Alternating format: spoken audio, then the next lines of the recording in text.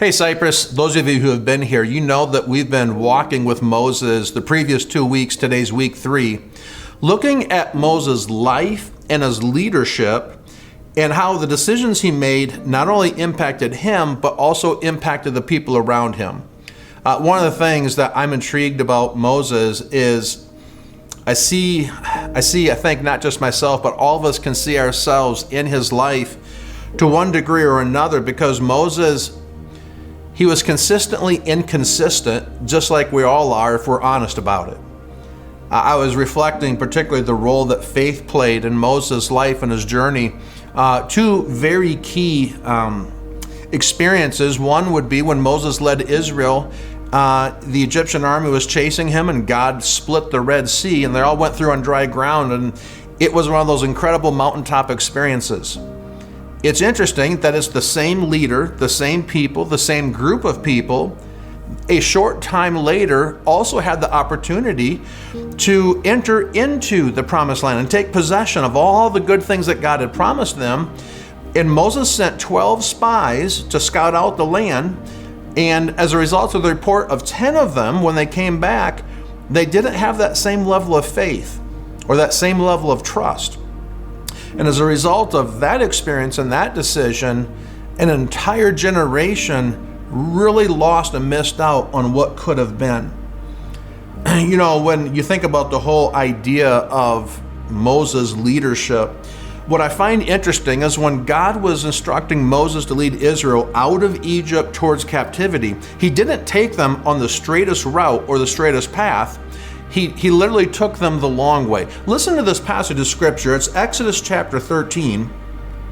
Scripture says, when Pharaoh finally let the people go, God did not lead them along the main road that runs through Philistine territory, even though that was the shortest route to the promised land.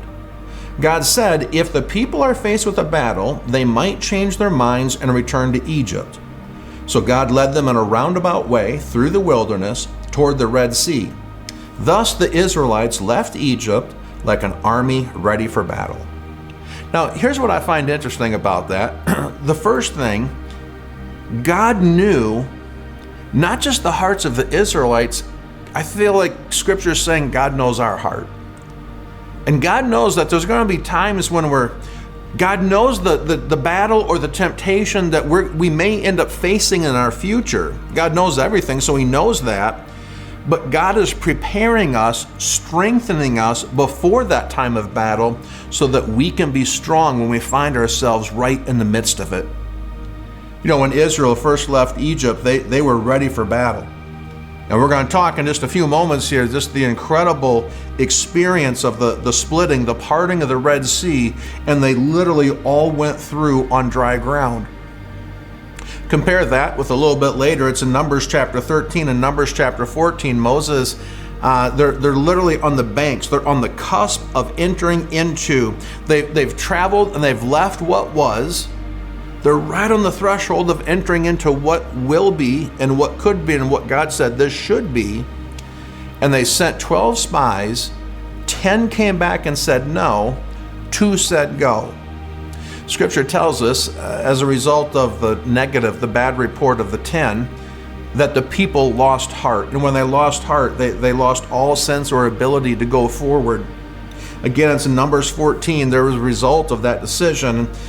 Scripture says, you will all drop dead in this wilderness because of you complained against me. Every one of you who's 20 years old or older and was included in the registration will die. You will not enter and occupy the land I swore to give you. The only exceptions will be Caleb and Joshua.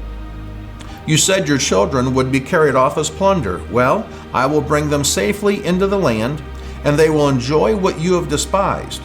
But as for you, you will drop dead in this wilderness, and your children will be like shepherds wandering in the wilderness for 40 years. In this way, they will pay for your faithlessness until the last of you lies dead in the wilderness. Let me just give you 2 quick thoughts to reflect upon comparing Moses' life and leadership at the Red Sea compared to the report of the 12 spies. Here's the first question I would ask you is this: where are you on the scale of comfortableness and desperation? Where are you on the scale of comfortableness and desperation? I was reflecting, trying to picture if I had been there as one of the Israelites under Moses' leadership at the Red Sea, what would the experience have felt like? I'll tell you in part, I think the experience would have felt like sure and sudden death unless God intervenes in a miraculous way. There's an impassable body of water before them, an angry Egyptian army closing in behind them. It's literally, God has to move or we're going to die. And when God gave the command to Moses and he began to pray, and the scripture says he put his arms forward and God at that moment began to drive back the sea, it was in that moment that they were in a position that they were ready to listen, to obey, and to take their next steps to move into what God had in store for them. I think I compared that though with Israel, the nation, when they're in the desert. Why would they refuse that same call of obedience to enter into the land the way that they did at the Red Sea? And I think part of it has to do with at the Red Sea, they were so desperate, they had nothing to trust in. There was no other place to go. So they took God at his word and they went. In the desert, they became comfortable. Now, it was comfortable compared to their years of slavery and captivity. It wasn't what it used to be. It was not yet what God said it could or should or would be. But they were so far into the process, they said, you know what?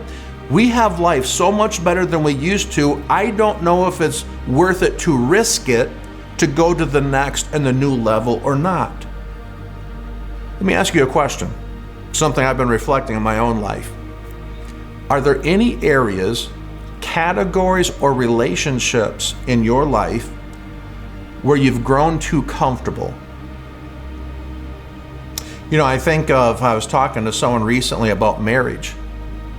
And I said, no marriage in the world is kicking and firing on all cylinders and it literally just drops off a cliff.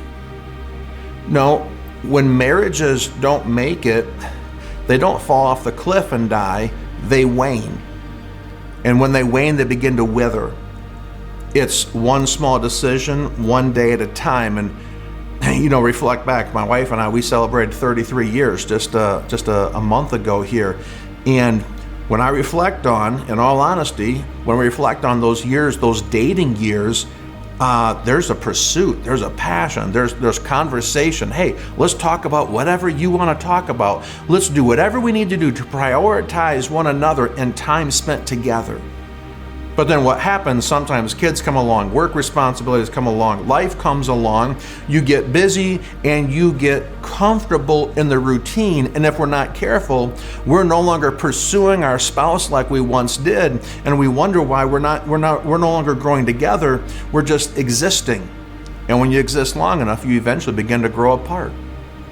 I would ask the same question, your relationship with Jesus Christ. There's a sense when something is new and it's fresh, we're growing, and there's an overwhelming sense of God's love, God's grace, and God's purpose. But if we don't keep it a consistent priority to pursue Him and His presence and His Word literally on a daily basis, what happens? And I see it. I've been victim of it myself. We become comfortable with life as it is, and we're thrilled that we're not where we used to be. But if we stay in that level of comfort, we will completely miss on the new thing, the next thing that God has in store for us. Let me give you a second thought. And the second thought that it really stood out to me. It was centered around how our individual decisions, our obedience or our disobedience, it has an impact not only on our life, but there's a ripple effect that impacts the lives of those around us and those who are even coming after us. It was verse 33 of Numbers chapter 14. Scripture says, because of your faithlessness, this is going to impact not only you, but your children and all who come after you. The opposite of that is also equally true. When we're faithful, it not only impacts us and those around us, but it impacts all those who come after us as well.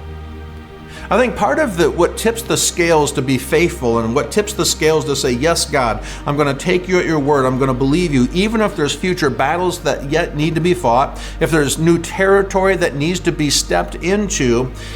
It's a question of, am I willing to be uncomfortable to live by faith now, and maybe even experience some pain currently for a future greater reward in the future? It's short-term comfort and benefit, or it's long-term pain and uncomfortableness. I think of it in physical health. Physical health is a journey that I personally have been on for years, and I'm trying to work on right now. And there's times I have to say no to some things in the current reality that I would actually really want and really enjoy, because my doctor tells me if I'll be willing to do the hard work now, there's a greater benefit coming down the road. Same thing is true financially. You know, when you're in your 20s, your 30s, and your 40s, you have to be willing to say no to some things you actually really want right now, but you know that there's something greater coming in the future. So you have to be willing to go through short-term discomfort, short-term uncomfortableness, because you believe there's something greater on the other side. Israel in the desert, they were no longer willing to risk the short-term comfort they had experienced. And they said no to God, and as a result of that, an entire generation died in the desert. And not only did it impact them, it impacted their children after them. As I said, the opposite's also true. Deliverance comes through trusting God's plan and God's provision. But when we trust and we experience, we ourselves are not the only ones who benefit. It's everybody around us, and it's every future generation coming up behind us. They learn the lessons. They have the opportunity to go further than any of us had ever gone. Scripture teaches the importance of this, particularly in parenting, so many places. It's Deuteronomy chapter 6. We, as parents, we must commit ourselves wholeheartedly to the commands that God's giving us today. We repeat them to our children over and over. We talk about them when we're at home, when we're walking along the road, when we're going to bed, and when we're getting up. In the New Testament, it's Ephesians 6:4. Fathers, dads, do not provoke your children to anger by the way you treat them. Rather, bring them up with discipline and the instruction that comes from God. Why? Because if we're willing to put that hard work in right now, there is a lifetime of joy and peace and purpose for our children and our children's children that 20 years from now, we'll all be so glad we put the work in today. And it's not just for them. I know that's true for me. It was true for Moses, and I believe that's going to be true for you as well. So here's my prayer. Lord, help us not to become comfortable with wherever it is that we've arrived to in life. Help us not just to become comfortable in the relationships with our family and our friends and even with you. But Lord, help us to trust you. Help us to seek you literally every day for my benefit, for the benefit of the people around me, for the benefit of generations that are still yet to come. And most importantly, Lord, for your glory, that we might live out completely, missing nothing that you have in store for each one of us as our faith becomes greater than our comfort, greater than our fear, and we can point people to you as we lead the way.